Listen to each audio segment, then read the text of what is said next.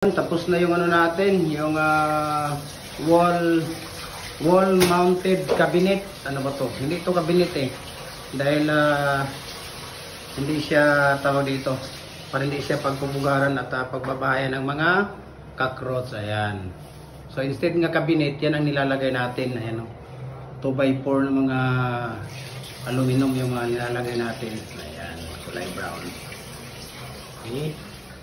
So, okay naman siya, maganda. Tibay pagkagawa. Yung apple aluminum na ano ang gumawa dito. Ayan sila ni Kuya. Apple aluminum. Anong pangalan ng ano mo, Kuya? Apple. Ha? Apple aluminum glass?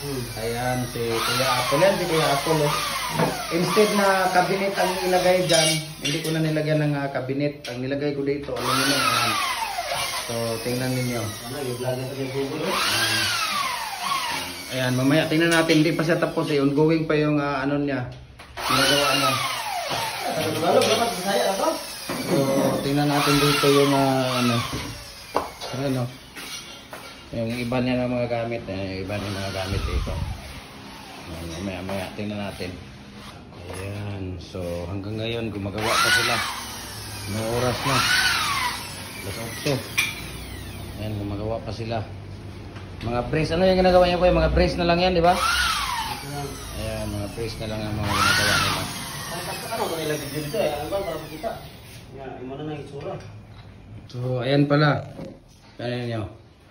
So, instead na cabinet, hindi na cabinet ang nilalagay ko. Aluminum na yan. Ayan. 2x4, tatlo, tapos 1 inch ang space niya. Okay? So, kulang na lang ng mga brace. Tingnan natin mamaya-maya kung ano yung mga ano dito. Ayan. Ano na ginagawa. Ayan. Ayan, good morning. So, hindi natapos kahapon. So, ito lang yung nalagay na bracket. So, tatapusin nila maya-maya ito. Ayan. So, medyo okay na rin siya, no? Yung makikita ninyo. Ayan. Ayan natin maya-maya. Ayan na, tapos na po yung ano natin.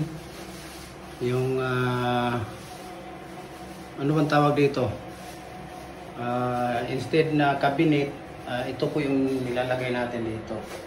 Ayan, para hindi pagbabahayan ng cockroach. Ayan. So, tapos na. So, matibay siya dahil mayroong brace. Ayan, no? Yung mga brace niya. Ayan, matibay siya. Ayan. So, nilalagyan ko ng mga brace. No? Ayan.